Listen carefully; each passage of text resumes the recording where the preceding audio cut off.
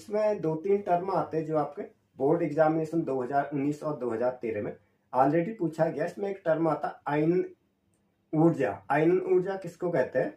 Halogen के प्रथम आयनन विभव ऊर्जा वर्ग में अगर हम ऊपर से नीचे की तरफ आ रहे हैं, ऊपर की से नीचे की तरफ आने में इनका साइज घटता हुआ जाता है, क्योंकि इसी क्रम में परमाणु का आकार बढ़ता है तो ये नीचे की तरफ घटते हुए जाते हैं और इनके प्रभावी नाभिकीय आवेश क्रमशः घटते हुए जाता है। अगर हम इसको टेबल के फॉर्म में देखना चाहें तो इसमें हमें तत्व आ जाते हैं ऊपर की लाइन में, और नीचे की लाइन में आयनन एनर्जी जिसको ईवी से दिखाते हैं तत्व आ जाते हैं एफ आता है 17.42।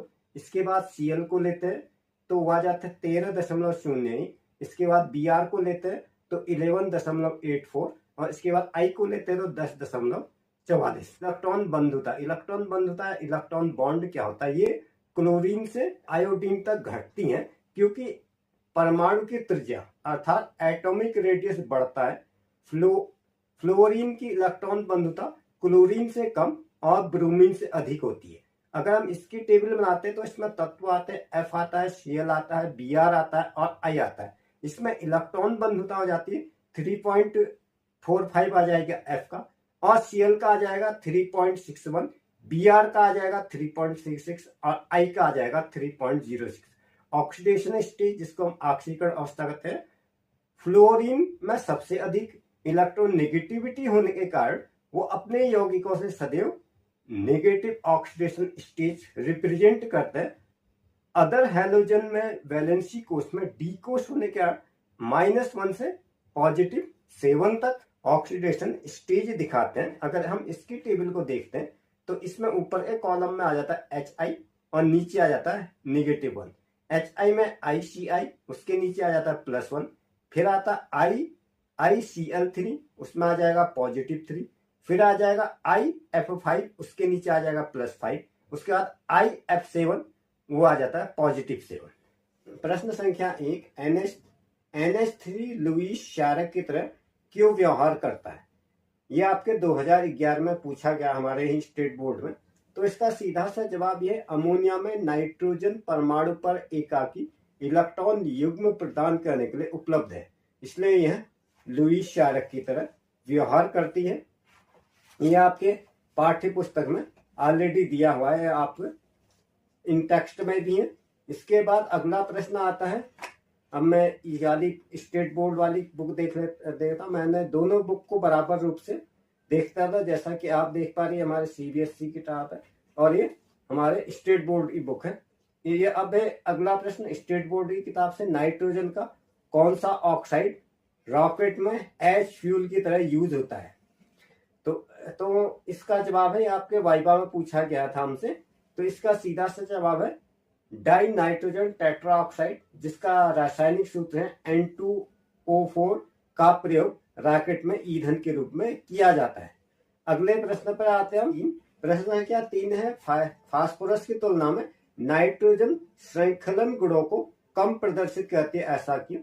इसका जवाब है श्रृंखलन क्या होता है? श्रृंखलन का गुण तत्व की बंध प्रबलता पर निर्भर करता है। कहने का मतलब उस तत्व की जो बॉन्ड पावर है उस पर डिपेंड करता है, क्योंकि N single bond N bond की प्रबलता ये होती है आपकी 159 किलो जूल पर मोल। इसी तरह से P सिंगल बॉन्ड P की बंध प्रबलता जो है 212 किलो जूल पर मोल से भी कम होती है। इसलिए नाइट्रोजन फास्फोरस की तुलना में कम श्रृंखलन गुणों को दर्शाती है। अगला प्रश्न पर आता है, एस्टिल्डिहाइड और एसीटोन में विभेदक पहचान बतानी है। एस्टिल्डिहाइड और एसीटोन की अलग अलग फैहलिक विलयन के रूप में अथवा टॉलेन अभिकर्मक के साथ अथवा सिर्फ अभिकर्मक के साथ अभिकृत करने पर एसीटोन इसमें कोई रिएक्शन नहीं देता, जबकि एस्टिल्डिहाइड फैहलिक विलयन के साथ लाल रंग, टॉलेन अभिकर्मक के साथ रजत दर्पण अभिकर्मक के साथ गुलाबी रंग देता है। इसका रासायनिक सूत्र इस तरह से होता है दोस्तों, CH3CH2 + 2COO = Cu2O + H3COOH। इसमें CH3CO समकता एस्टिल्डिहाइड होता है, एस्टिल्डिहाइड प्लस 2CO होता है फेहलिक विलयन।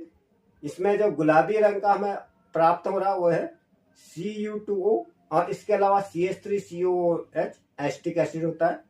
दूसरी रासायनिक अभिक्रिया इसमें जो जिसमें रजत दर्पण में प्राप्त होता है उसका रासायनिक सूत्र है CH3CHO plus Ag2O।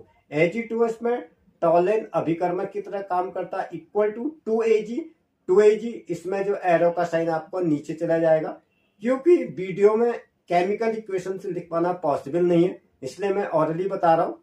As audio book की तरह भी आप इस एपिसोड को इस्तेमाल कर सकते हैं। 2Ag नीचे को एरो वाला साइन आ जाएगा, रजत दर्पण प्लस CH3COOH। दो को पूरा करना कि इसमें कौन सा कंपाउंड बनेगा, हमें रिक्त स्थान में वो केमिकल कंपाउंड लिखना है।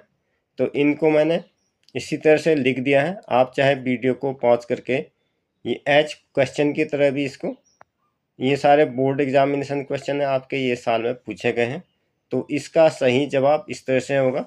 अब मैं इसको नीचे ले आता हूँ, मैंने यहीं पर इनको सॉल्व कर रखा है। एथेनॉल होता है C2H5OH प्लस NH3, इस तरह से C3CH3CH2NH2 एथिलबेमिन, मैंने इस तरह से पूरा कर दिया है। आप चाहे वीडियो को पॉज करके इसको नोट डाउन कर सकते हैं अथवा इनका स्क्रीनशॉट भी ले सकते हैं। ये इसके बाद आ जाता है हमारी चौथी वाली अभिक्रिया बेंजी डाई। इसका अपचयन होगा H3PO2 प्लस H2O के साथ। इसके बाद ये आता है बेंजीन डाई एल्यूमिनियम क्लोराइड को एथेनॉल के साथ जब मिलाते हैं तो बेंजीन बनता है, साथ में एथेनॉल बनता है N2 प्लस HCl। तो इस तरह से था। फिर आपका केमिस्ट्री का सिलेबस जो कि CBSE बोर्ड ने 24-25 के लिए आने वाले साल के लिए अप्रूव्ड किया है, उसके अनुसार आपको क्या क्या पढ़ना है। यूनिट 1 में आ जाता है आपका सॉलिड स्टेट, जिसमें कि classification of solid waste, different binding of force है। इसके बाद आ जाता है सॉल्यूशन, जिसमें अलग अलग तरह के सॉल्यूशन होते हैं। एक्सप्रेशन ऑफ कंसंट्रेशन टर्म आता है, इसमें कॉलिगेटिव प्रॉपर्टी वगैरह आता है। यूनिट 3 में आता है इलेक्ट्रोकेमिस्ट्री, यूनिट 3 में आता है इलेक्ट्रोकेमिस्ट्री, जिसमें सेल का EMF आता है, स्टैंडर्ड इलेक्ट्रोपोटेंशियल। इसके अलावा केमिकल काइनेटिक्स में यूनिट 5 में आ जाता है आपका सरफेस केमिस्ट्री। इसके बाद आ जाता है अगले यूनिट में आते हैं P ब्लॉक एलिमेंट। ये काफ़ी महत्वपूर्ण है, हमारे टाइम में भी इससे प्रश्न जरूर आता था, चाहे आपका यूपी बोर्ड या competitive examination. Group 50 element general introduction of electronic configuration of physical and chemical properties, group 16 के एलिमेंट। इसके अलावा D और F ब्लॉक के एलिमेंट, जिसमें जनरल आ जाता है आपका इंट्रोडक्शन आ जाता है, जो आपको अच्छे तरह से देख लेना है। Coordination of compound, halogen, alkyd, ketone, ये सारी चीज़ें आपको देख लेनी है। इनकी जनरल प्रॉपर्टी हैं जो कि आपके न सिर्फ बोर्ड एग्जामिनेशन, आगे आने वाली आपकी कक्षाओं में BSc वगैरह में भी आपके काफ़ी हेल्पफुल होता है। Organic compound and containing nitrogen, biomolecules में आ जाता है। तो ये है इस तरह से डिटेल्ड सिलेबस। आप वीडियो को पॉज करके भी इसको नोट डाउन कर सकते हैं अथवा स्क्रीनशॉट ले करके आने वाली परीक्षा की तैयारी के रेफरेंस में आप इसको स्क्रीनशॉट ले सकते हैं, जिससे आपको अपने एग्जामिनेशन की तैयारी में काफ़ी हेल्प मिलेगी। दोस्तों, उम्मीद करता हूँ आज के इस वीडियो से आपको कुछ न कुछ नवीन जानकारी जरूर प्राप्त होगी रासायनिक विज्ञान से संबंधित। तो that's the end this episode. अगर आपने चैनल पर पहली बार विजिट किया तो चैनल को सब्सक्राइब करें, वीडियो को लाइक करें, साथ ही इसी वीडियो का लिंक अपने मित्रों के साथ शेयर करें। इसी प्रकार के हेल्पफुल कंटेंट इस चैनल पर समय समय पर प्रसारित किया जाते हैं। इसके अलावा सेम टू सेम नाम से मेरा फेसबुक चैनल है, जहां पर आप मुझे सेम वीडियो पर विजिट कर सकते हैं।